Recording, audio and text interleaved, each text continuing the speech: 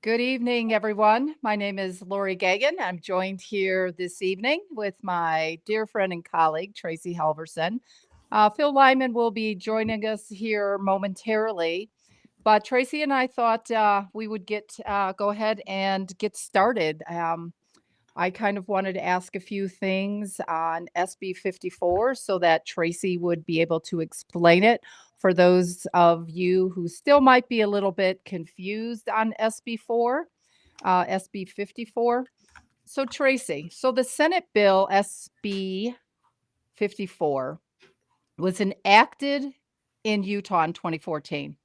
It reformed the state's candidate nomination process by introducing a dual path system. And part of that dual path system was the signature gathering route that Spencer Cox did. So SB4 introduced an alternative method which allowed him to secure a spot on the primary ballot by collecting a specified number of voter signatures, bypassing the convention process. So, for our listeners, can you go in a little more in depth on that? Trying to keep it simple for people who are still trying to understand SB 54. Yes, so that is how they are applying SB 54. But in all purpose, I think when they started SB 54, they really did have the intention of trying to protect the convention. But what happened was it was written so complicated, it's been twisted up and it was misapplied. And in my opinion, certain individuals know it's being misapplied, but just didn't say anything. And so, for example, I'll have Leighton bring up this first clip in a minute, but it only had to do 4 things. And originally, it started out as the convention system, the caucus system had to be 2 days. That was like the first one. And then they wanted an absentee or an alternate delegate provision, and people in the political parties, they were going to let unaffiliated people vote in your primary, and then they wanted to try to implement the threshold. And you can see in this clip that nowhere in this clip does Kurt Bramble say that SB 54 requires a party to allow signature gathering into their internal proceedings. So if you want to go ahead and play that, Leighton. And you know what, Tracy, when we come back, can you just tell me a little bit more about Kurt Bramble when this is done? Yes. It starts with the headwaters of the electoral process, the caucus, and under 54, and these provisions can be found on line 791 forward in the bill. It's where they define a qualified party. If a political party would agree voluntarily to provide a 2-day window for citizens to vote for delegates at the caucus, that would dramatically increase the opportunity for citizens to participate, consistent with the original intent of the Count My Vote proponents. Number 2, the parties would have to adopt a policy of either allowing absentee balloting for a delegate that couldn't attend a convention, or in the alternative, an alternate delegate, like both political parties have for their national conventions, so that the strength of the voice of the precinct is increased at convention. Third, unaffiliated voters, the single largest block of voters in the state of Utah. A party would have to allow unaffiliated voters to vote in their primary. This doesn't mean crossover voting with Democrats voting in a Republican primary, but that vast number of citizens who are unaffiliated, today they can walk into the polling place, ask for a ballot in a primary, and if they're not affiliated with the Republican Party, they can check a box, get the ballot, and cast a vote. This would eliminate that check a box requirement and say that because all citizens pay for the primaries, that we shouldn't exclude the largest block of folks simply because they refuse to affiliate with the party. It doesn't go so far as to open up any party's primary to members of the opposing party. Today you have to unaffiliate 5 days prior to the primary to be able to cross over and vote in the Republican primary. This doesn't change that. But by opening the primary to allow unaffiliated voters, that goes directly to citizen participation. It's ironic, in Count My Vote's press release, they said that every citizen should have a right to vote for any qualified candidate. Senators, we have that in the law today.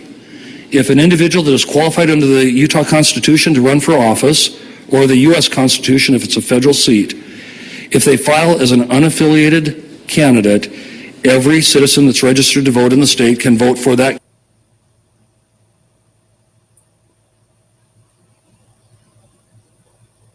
Looks like that was the end of the clip, unless you want me to keep trying to play it. Oh, Tracy, we can't hear you. You hear me? Yep, there we go. So what Kurt Bramble, what you want to ask me about Kurt Bramble? Yes. So he's a senator, and he actually did not try to go get reelected. He is now, this is his last year. He served, though, for 24 years. Wow. Yeah. And so the last thing he talks about on that clip, so he talked about the 2-day, the absentee, the unaffiliated, and then they tried to implement the threshold. You know how our party has 60%? They tried to make it so that all parties had to have a threshold of 65%.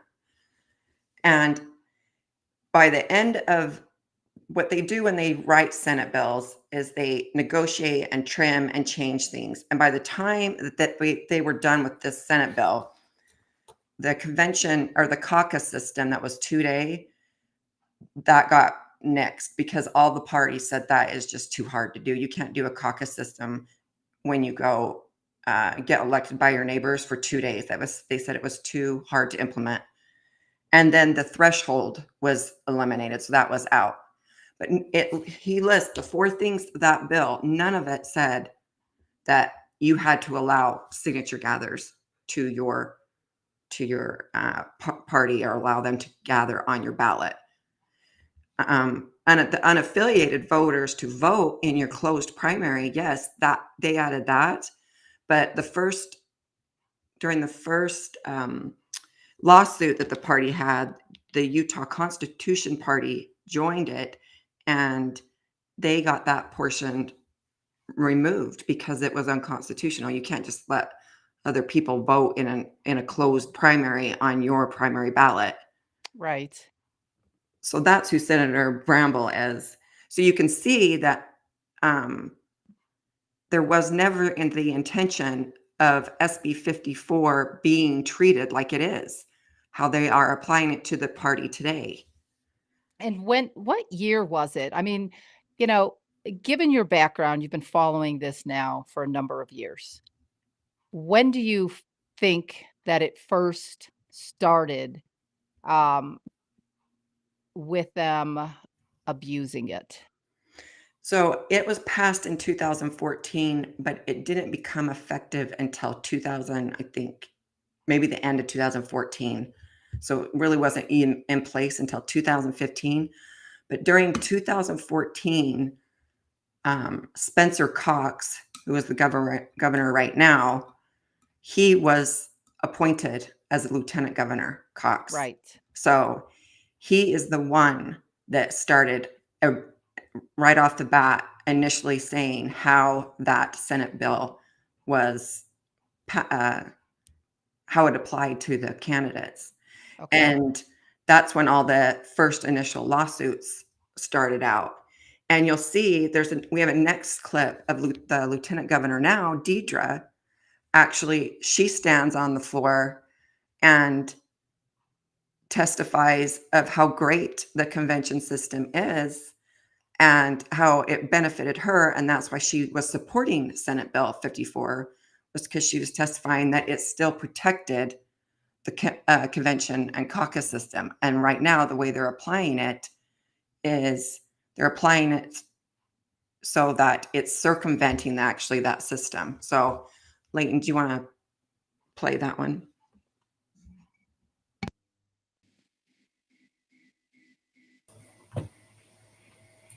To Senator Brambles come forward to try to correct that. So I stand very much in support of this and thank him for his efforts.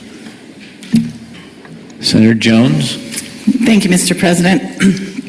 I have.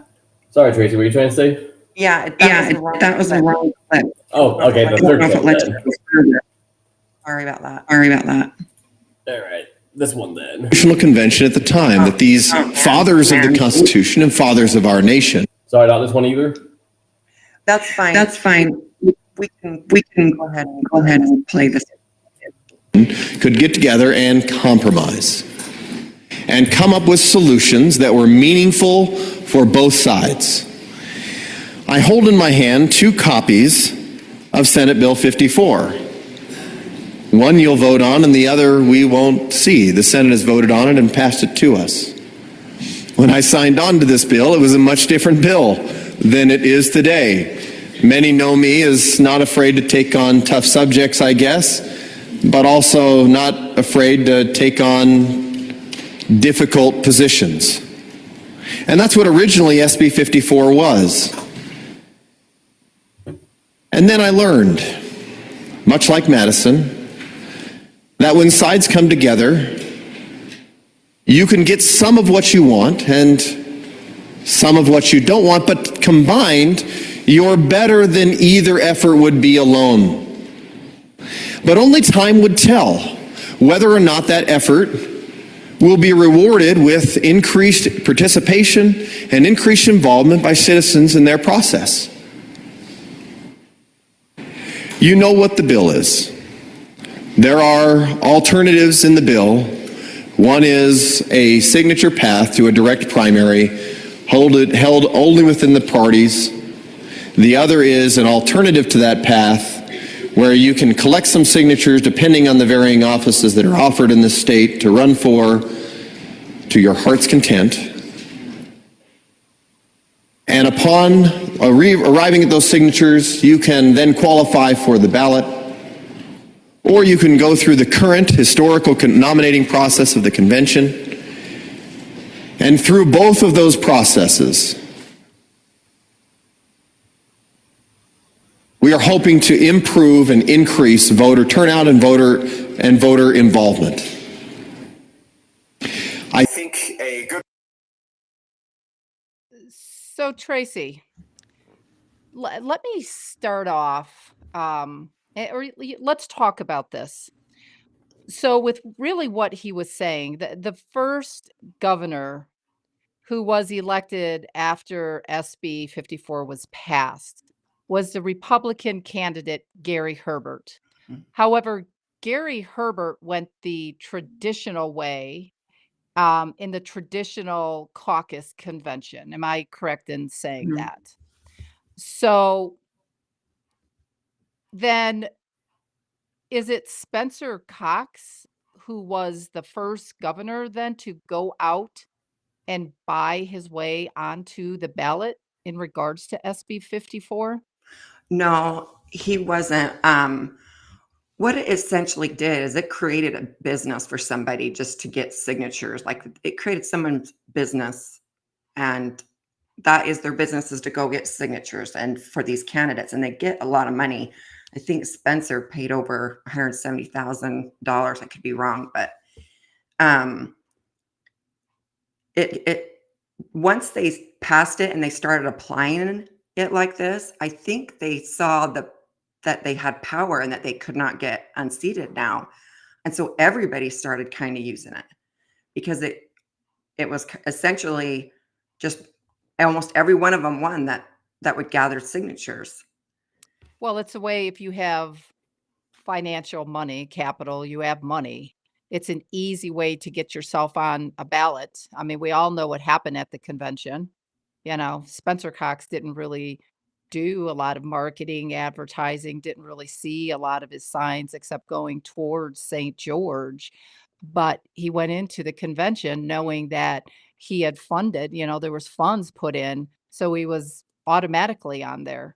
I mean, to me, it's kind of disgraceful because even the second time that Phil came on stage, Spencer Cox was nowhere to be found. But Tell me about the importance of the video that Leighton just played, So in your opinion. that was Dan McKay, and he's actually my senator, and he was the House sponsor of it. And you can tell the intent of the original passing of it, and it was you have three processes. When they say uh, ballot, a lot of people get confused and confuse it with primary ballot. And it's actually the general ballot is what they're talking about, because you have to prove, in order for a state to show that you have a median support, they usually have you gather signatures. So like if you're an independent, you would go gather signatures. I think it's 1,000, and you would still get on the general ballot. You're just showing that you've got some kind of support. This bill was never meant to be applied like it was. They even went back the next year and did some cleanup on it and tweaked it a little bit to try to make it more clear that the signature gathering route was never meant to be applied this way. The law provides that you still go through the convention process for a Republican Party, and it still went the same way as it always had before. That's why every court case came back and said it's not unconstitutional, it's not hurting you. But you have the lieutenant governor who would fight the Republican Party chairs if they tried to say no, put those candidates can't be on our ballot, that he would just ignore them and add the ballots or add the names on the primary ballot, even if they were disqualified at the convention. And Okay. so, Leighton, will you bring up that one link with the code? So right here on this primary election, this part may not be governed. Little feedback. This part may not be rude to govern regular procedures registered part. Yeah, We've got some feedback. Leighton, Leighton, any suggestion? suggestion?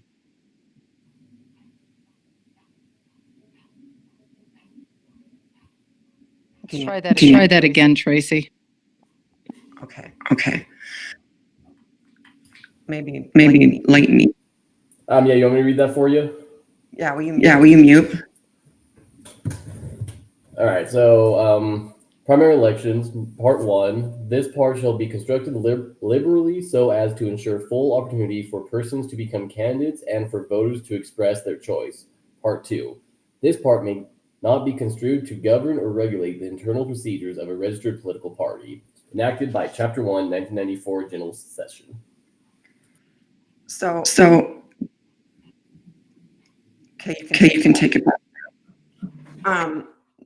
Part 4 of that section, it states right there that it's not supposed to be construed to mess with the internal procedures of our party. So they've known for a long time that this law has been misapplied, and nobody said anything. I think what happened was they saw the power of it and that somebody was making money collecting signatures, and they just let it go. But it's Spencer Cox that has been the original misapplication, and then the Lieutenant Governor Deidre right now just pushed it even further with putting Spencer Cox onto the ballot. They were disqualified on the ballot, and they should have never been on those ballots. Mute myself. And so that's part of it, is why Phil is doing what he's doing with SCOTUS. Is that correct? Yes, that is correct. So, in your opinion, why is this unfair to people like myself, the voters who actually wanted our voices heard and voted for Phil Lyman, obviously at the state convention where Phil Lyman got 67.54%. So they spoke there, but now we're in this, we have this issue where they are misapplying SB 54. And so now we've got, tell us a little bit about one, what happened at the Utah Supreme Court, because what happened there, that's why it's been escalated to the United States Supreme Court. Right. So the original lawsuits, the Utah Supreme Court was involved, and they ruled that SB 54 did not require anything of the party to change. And they said it was not unconstitutional. And so the way it was being applied, Phil filed a brief to go into the Utah Supreme Court asking for declaratory judgment. They wanted to know, hey, do you said you ruled in 2016 that this was not unconstitutional and that we did not have to change the internal proceedings of our party, but it's being applied over here. She's forcing a direct primary. Which is it? One judge denied it. You have 5 Supreme Court justices and one judge denied it. And he denied it citing a code that doesn't apply to a qualified political party. So it just denied it. And that's why we chose to go to the United States Supreme Court to ask them to actually, make a ruling on it. Can a person get a second chance once they're disqualified at the convention? And to me, that means it applies to Derek Brown too, because by him being put on the primary, he was already disqualified with like 16% is what he got at the convention. So by him circumventing and getting a second chance again for the nomination, even though the delegates said no, these two should go on and let the rest of the party members decide out of these two which one to go onto the general ballot. They added Derek Brown, and he ended up being the nominee and winning the election according to their numbers. So he pretty much screwed Trent Staggs then. No, his was Frank Mylar, and Okay.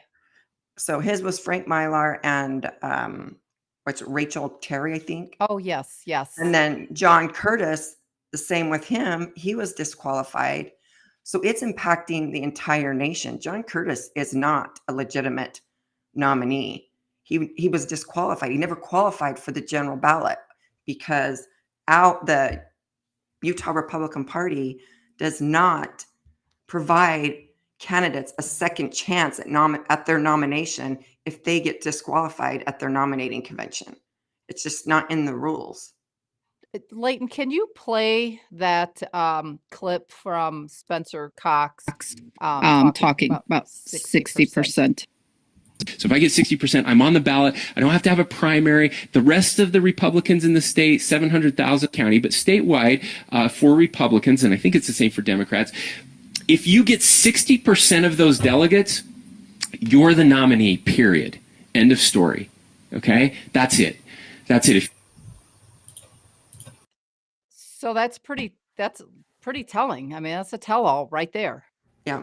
And he's the one that's been misapplying the law from the beginning, and he's a lawyer. So he knows. known. And Yeah. so does Deidre. And well, so does Dan McKay. And I don't understand why they didn't say anything. I mean, Kurt Bramble knew. They wrote it and they knew why they wrote it. So why wouldn't they say, why are you misapplying this, especially on the 60%? Why wouldn't they come up and say, you're treating Phil wrong? Where's the courage? What is so scary that they don't want to speak up? Well, it's like you said, it's the poison power that's behind it all. So tell us, where does the SCOTUS stand right now? I know that Phil and they talked a little bit about it when we did a live with the auditor, Chris. And I have to say, I give Chris kudos for coming out. It was 99% Phil supporters. And I have to say, it was pretty admirable. He showed up and had the courage to show up and, have that communication with Phil. But he was shocked when you showed him the book from the Supreme Court. But where's the SCOTUS stand right now? So it is docketed, and they have requested a response from the respondents. So from Spencer and Deidre and Rob Axton's a part of it. Um, they can waive response. I honestly don't know what they could say. Like, you have to have the state has to have a good enough reason to put rules around their ballots. So how could you say, well, we think people get a second chance. They deserve to have a second chance, and so they can circumvent the party's convention. I mean, it's their primary ballot. It's a closed ballot in Utah. It's not like it's an open primary where all these different parties have their candidates listed. It's a closed one. So I'm curious to see what concocted idea they could say, well, they deserve a second chance. Like, why would they? I don't even understand the reasoning that they could. So they could just waive it, and then the court could just go on and review it and then make a ruling. They could do it that fast. We've asked for a motion to expedite, and they have done that in the past. They've done it in Bush v. Gore. They did a review in 3 days. They had it done. And so it is possible to have it done that quickly. We also have a application that's submitted in there that says that asks for court to review and an injunction to hold off the certification of this until it's heard, until the court hears it and reviews it. So that's where we are right now. A lot of misconceptions go around about the reason why the last United States Supreme Court case that was about SB 54 didn't go. It's because people say Governor Herbert called and told them not to hear it. And that's not true. That I feel like that's a narrative to try to discourage people to never try it again. That was probably used to discourage people to never fight again against this, because they went so high and then it just didn't get heard. But you have to ask the right questions in a way. And the way that they were asking, the court could not respond because SB 54 did not do what they were saying in the court case it did. So they couldn't respond to that. They were like, it doesn't do what you're saying it did. So they couldn't take it up. It wasn't a clear case that was easy to take up and respond to. And that's my opinion, is why it didn't go all the way up. Okay, so I have a question on that. So you mentioned something about the first place loser, which is what Dr. Fleming likes to call Spencer Cox, which is true. So first place loser, if for some reason the Supreme Court comes back and just rules that they can't go ahead and they can't validate that Spencer Cox, like maybe he is illegitimate. What happens in a situation come January? So if they rule in favor of Phil,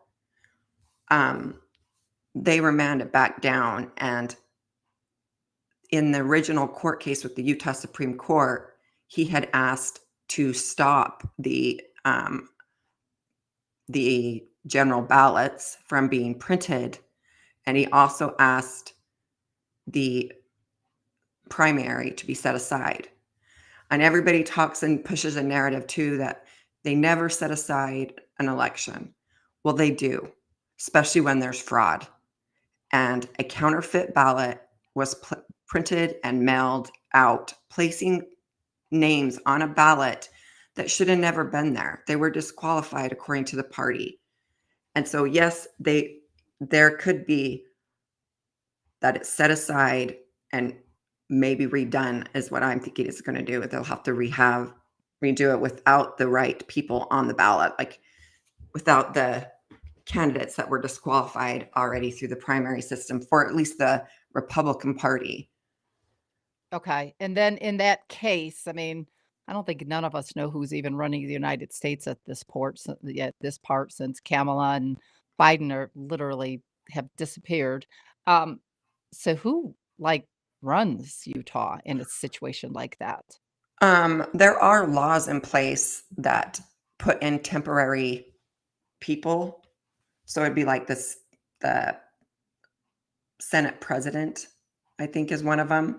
But you think about it, what does the governor do? I mean, what are they really doing on a day-to-day basis to Well, run we something? probably let illegals in. Yeah, Probably a good example. probably stuff that we don't need done. Yes, of course. Okay. So, but there is like the Senate president takes in. I not necessarily really fond of that idea either, but until we get the right elections, I mean, John Curtis is illegitimate and he's over there saying that he's going to make certain decisions. And really, it's Trent Staggs that should be the Utah senator. How can John Curtis even sit there with a straight face knowing that he's illegitimate? His votes aren't representing him. Article 4 of our Constitution promises that we get a Republican form of government. And a lot of people think Republican as a party. No, the definition of Republican is representative form of government. And that for Utah is the purest form of the Republican Party because it starts at caucus and convention. Because you start electing somebody in your neighborhood to represent you to go and help pick who the party nominee was. So it starts right at the first level.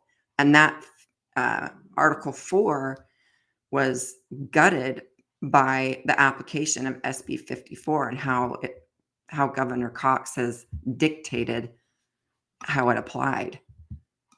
Okay. So let's talk a little bit about the audit. So we know that Phil had that live with Chris, and he also had the live, and his name is, I know it's not Andrew. What's his name? The uh, Davis County auditor, the one that they're coming after. Oh, the Utah County, Aaron Davidson. Right. Okay. So, given your extensive legal background, what is your personal opinion on the audit? My personal opinion. So I think Phil mentioned this once too. When you have internal auditors, they don't really come after you to make you look bad. They actually audit to improve processes. So they're not going to come at this audit and say, "Yeah, Spencer cheated." You know, they're not going to say that. In my opinion, he didn't get the number. He didn't get the signatures, even though the signatures doesn't matter for the Republican Party. He did not qualify for the ballot, even through a signature gathering process. So he never qualified. He didn't get it. And I feel like that they tried to make it sound as nice as they possibly could. But in my opinion, he didn't get it. And that audit just recommended processes to improve so that this wouldn't happen again. Right. So, he didn't get it, and they're still going to allow it. Yeah. 'Cause Again, first place loser. You made a mistake, but we're still going to allow it. Which, I mean, what are we teaching our children, right. nowadays, that you can lie, cheat, and steal your way onto anything if you're a first place loser? It's my opinion of that. Yeah, and so the funny thing is they say, well, he did what he was supposed to. No, his recourse is sue the Davis County clerk. That's your recourse. Just because he thinks he did what he was required, no, he didn't qualify for the ballot. You don't just say, well, he did what he tried. He tried really hard. He could have done it. And just because the Davis County people stopped counting or didn't qualify properly, now just let him on the ballot. That's not how it works. His recourse in a legal world would be go sue them for failure. You're not qualified for the ballot. That was just kind of a funny situation because that's what all that was just to try to hide it and give him cover as to why he could still be on the ballot. And Right. So, what are you seeing and hearing out in the real media, the social media world out there? Taking out KSL or Deseret, who really doesn't want to pick up anything, as we all know. But what are you seeing out there in like X and Instagram and Facebook and some of the other platforms? people are angry and it's not going away. I think the legislature thinks that they're just going to move on and we're going to go away. We're not going away because there are over 200,000 votes that were cast for Phil in a write-in, and I don't even believe that number. I think it was more. And Well, he so I made think, history on that too. yes, like And that was and KSL isn't even picking it up, or no, Deseret. none It's of them people like do. us that are picking it up. So, in my opinion, this isn't going away, and they always kick the can down the road. I've noticed the legislature will always say, "Oh, we'll fix it next time. We'll fix it next time." These are consequences of uh, terrible bills, and it's like, no, we're not allowing it. There are avenues and that we can utilize. There's laws that we can utilize to fix what happened to Utah. Utah deserves a free and fair election, and we're not letting it go. So I think that's what they're just hoping that we'll just move on. And no, we're not moving on. Well, I think there's a lot of eyes that are certainly open right now, that their voices aren't and weren't being heard on that. Yeah, I see a lot of anger. See a lot of people upset. I know there's a forum going around uh, asking for people to list how they were harmed, and there's over 300 people that have entered in on that forum, and they describe how upset they are of how this election really went down. And you know, you've already got over 200,000 that they're upset about it. Or that's why they wrote in Phil Lyman. Right. So that's really interesting. So let's talk about that a little further. Is there anything that people like myself, people like you, I mean, you're a citizen of Utah.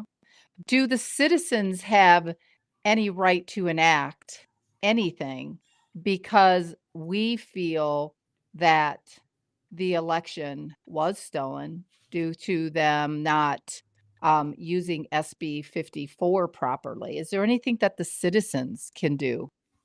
Yeah, they can reach out to their legislature and demand that um, the election be redone. Like they can ask for that.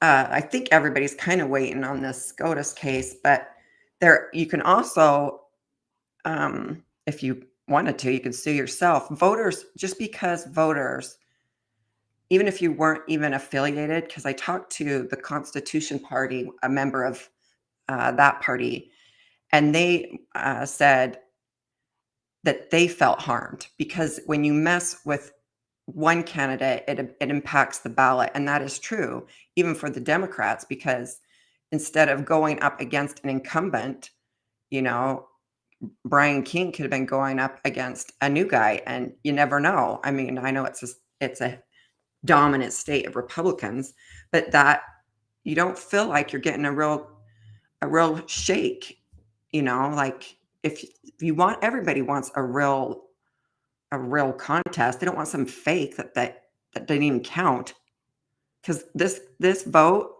did not count. It was all made up. Well, I mean, even when we look at SB 54, I mean, why in the hell? And I know they do some underhanded stuff, between the House and the Senate, because I've sat in on some of the House bills, just kind of listening in on some of the Zoom meetings. And it just seems like it's so fair that you have a group, and so many of them have this poison power scenario in their head that, hey, look at me. Hey, look at me. I can go out and I can make laws for the state of Utah, like the flag initiative, Mhm. without asking the citizens of Utah, what do they want? And those citizens of Utah pay their salaries. Uh-huh. And it's just kind of like, you know, really what's going on with, the presidency. It's, hey, here's me. I'm going to pass this law for you.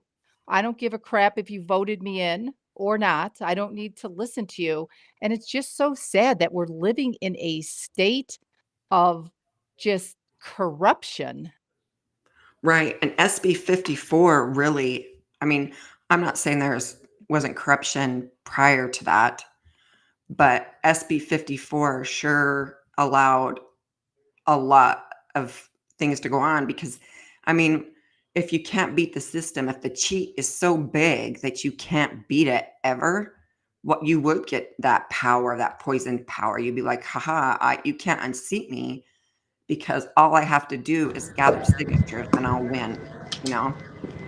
Well, and it's just so unfair to the citizens, Yes. that, and I'm sure there are some underhanded, I think Phil is going to be joining us, but I do know that there's some other underhanded things going on right now where they're trying to get some other stuff like for SB 54 change. We talked about that before, but let's see if Phil is in the house. I see his Phil, are you there?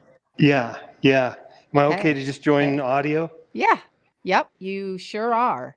So Well, and I Tracy hate and to I be were so just late coming to the party. I know Tracy's doing a great job, but yeah, I'm very yeah. thankful for what you guys are doing. Yeah, so we were just wrapping up, obviously, political corruption and poison power with first place losers. Um, but I know you wanted to talk about a little bit on the illegal immigration, and I also know you have some upcoming events coming up next week.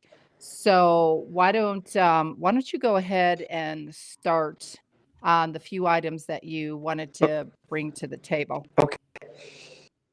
Yeah, having a roundtable in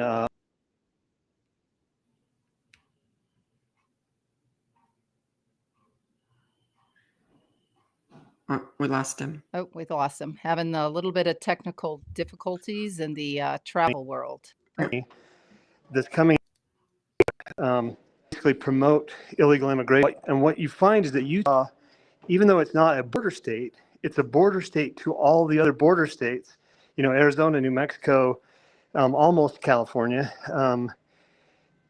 And as those states are pushing, to get to move non-citizens out of their states, Utah is a welcoming state. And so we end up with, and I've said it before, we're a magnet for illegal immigration, but not only that, a magnet for non-citizens with criminal intent because of our policies that we set.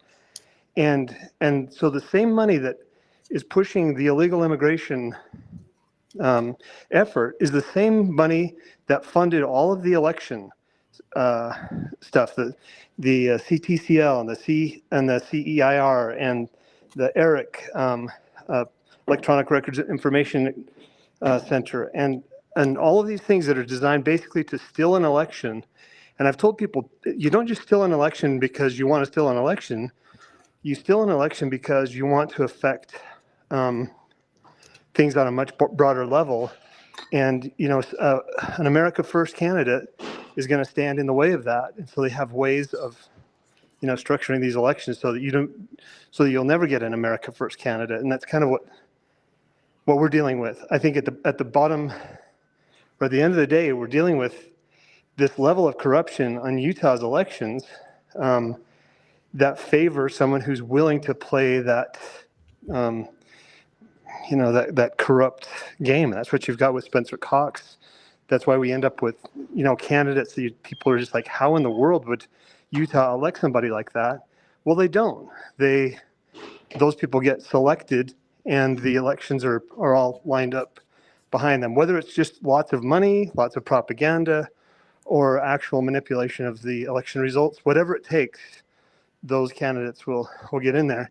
And this is why, what Tracy is doing and what I'm doing with that Supreme Court case it's so significant because nobody's ever pushed back. You know, you just get to the end and you say, gosh darn it, you know, we gave it a college try and we did our very best. And, you know, maybe we can come back in 4 years. Well, we're saying we're not coming back in 4 years. We're going to see this one through for 2024. And as we do that, more and more of this comes to light. And it's important. You turn on a national scene. And I think going to become more important as we disclose or expose that's going on.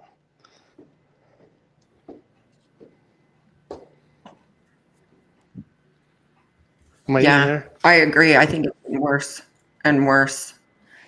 And you know, Phil, you made up like a valid point on what you were talking about or what they hope, you know, the citizens of Utah would want to do. It's like, let's just sweep it on the rug and, you know, let's fix it for the next election. But it's not like that. We have to keep fighting for the 2024 election. I mean, our decision, our votes on the ballot was stolen from us because they're misinterpreting SB 54 in the way that they've been doing it, probably like Tracy was saying, for, you know, a number of years to their advantage. And it's the, you know, it's like all of this poison power where they're hoping that we're just going to go away. But quite honestly, it is making us stronger because we are fighting harder and harder and harder. And I think the more that you're out there doing your roundtables, I think that the more eyes that you're awakening in the state of Utah for, you know, some people were asleep. Maybe they just didn't know. I don't want to say they didn't care. They just kind of assumed they were all good old boys, but Mhm. they're not good old boys. You know, liars and cheaters and first place losers, they never stop with that. So, I do like your roundtables that you do, Phil, and you're having one December 12th at 8 o'clock, right? And Right. on Yeah. Thursday. Sorry, I think I must have cut out on you when I was in the middle of my amazing speech there, but no, we heard you. you get the gist. I mean, this is manufactured.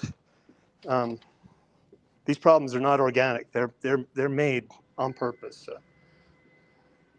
Well, and you've got so many of, you know, even like the Republicans, but so many of the legislatures that are just trying to like sweep it under the rug. I can't for the life of me. I don't understand why they're not fighting for you Well, because they that is the know it's big, wrong. yeah, and the reason they're not fighting is because they're part of the system. The system that you think that they would fight against is the system that they are protecting Mhm. because it serves them. Yep. And I think even those that don't really understand it instinctively can tell that there is opposition if you go against certain individuals. And if you want to win an election, there are certain people that you connect with. And I don't know. So it's kind of instinctive, even for those that they may not be corrupt in their hearts, but they understand what it takes to win an election in Utah, and that it's largely a selection process more than an election process. You're right, Phil, because they even did that in the state central committee. When I went, I was invited to talk about your case and explain it, so the state central committee could like try to help and tell them, no, this is our party. You're not telling us who we nominated. But you could see it in that, like you could see. I know some of those people voted against to hear me speak, even though Right. I know that their hearts aren't bad. But if they voted for me, I think they felt like they would feel the wrath. Well, and there are leaders who, you know, kind of thought leaders, and they stand up and you know, uh, speak against you or speak in favor of some other policy. And a lot of those that are there are looking to them and saying, you know, I agree with them, and I'm going to take sides without really knowing what they're even taking sides on. Yep, I agree. And I don't know how much you heard of what I was saying before, but that's what's so important about this case is that we're not going away on 2024 and just saying, well, we'll come back next time, we'll give it our best shot. But we're going to continue to fight and expose this election. And that's what I said in the debate with Spencer Cox when I was asked, will I accept the results of the election? I said, I'll verify. And I knew that that was not a, but Oh, we lost him. that was not a benign response. That was that meant we were going to go the distance and verify this election. So, Phil, what are the people who voted for you out there? We see a big presence with you on social media. Actually, Can you you're hear kind me? of making it. Yeah. You're making it all across the United States. I see on a lot of podcasts, a lot of platforms. But so the people who voted for you, like, can you hear us? Oh, we might have just lost him. He'll be joining us again. His Utah's immigration policy, the roundtable with Phil Lyman, is Thursday, December 12th at 8 p.m. It's at Bella's Fresh Mexican Grill. The address of those of you who are out that way is 2651 North 1850 West, and that is Far West Ogden. 8 o'clock next Thursday, December 12th. We truly hope that you can be out there. I know for some people it's quite of a drive, but we all know that Phil needs as much support as we can, and we're grateful to Bella's Fresh Mexican Grill to be hosting Phil at their restaurant. So it looks like we lost him for now, Tracy. Um, we could probably go ahead and wrap this one up. What do you want to say as we close out? What I would like to say is prayer. I believe in the power of prayer. And I would just ask that everybody that watches or is following this movement and watching Phil and just pray and just pray for the understanding of those that are in positions that they can make this right, and that they would be able to understand what they're supposed to do and give them courage, because Phil is probably, he has impressed me because he has courage. He stands up, and if he knows it's wrong, he knows it's wrong. And I do. I think we're going to fix our elections this time. I do too. And you know what? Phil fights for the people. Mhm. He fights to do what is right. Um, for each and every one of us, even for the people that didn't vote for him. Yeah. He is still fighting for them to Yeah. get Utah back to its conservative values and truly be the red state, which, I mean, you look at when you see the map of how many states went red. Tracy, what color was Utah, sadly? We shifted blue. Yeah, and So, and a lot of it is just some of the people, honestly, that are moving in from other states. We don't know if they're illegals or not. I have a feeling we're gonna get to the bottom of it, but sadly, Utah shifted blue. One of the things, before we wrap up, when I first met Jason Preston, this was back in probably 2018, 2017 at Allison Salisbury's house. She had a party and Jason and Alexia were there. And Jim and I had actually moved here in 2015, but we really weren't like politically involved per se. And Jason, I started talking to him and I'm like, "Oh my gosh, people are here are so nice," and they still are. And I said, "They seem like they're very conservative." And he looked at me, he goes, "Lori," he goes, "You're gonna be taught a lesson here in very short order." And I kid you not, within 6 months, my husband and I were just like, "You've gotta be kidding me." Like, we never saw it coming because I think so many people from other areas of the United States always think that, "Oh my gosh, they're conservative," And a lot of it is because there are a lot of believers. There's Mormons and there's Methodists and there's Catholics, and they just feel like we're this, like, Christian state, but there are a lot of backstabbers uh-huh. and a lot of first place losers. And a lot of first place But, losers. I'll give you the closing statements before we go. So, final statement, Tracy. Well, tune in to Poison Power. Keep watching. We'll keep sending out educational videos. And also tune in next week for December 12th to see Phil, because we might even have what has happened with the Supreme Court case then, because they're supposed to respond by then. So Oh, that would be awesome. Oh, and Poison Power now has an X platform, so you can follow us on that as well as the Rumble channel that you're on right now. I know Tracy's doing a lot of posting. We're all doing a lot of posting. I want to give thanks out there to Stephanie Wilcox and Jill Watson. They work really hard behind the scenes trying to keep this platform going. So please spread the word. Rumble channel, Poison Power. You can now find us on X, also Poison Power. We have an email at info@poisonpower.com. yep. So you can send us an email and one of us will get back with you. If you have any upcoming thoughts on what you would like for us to do on some of these live videos, please send us an email.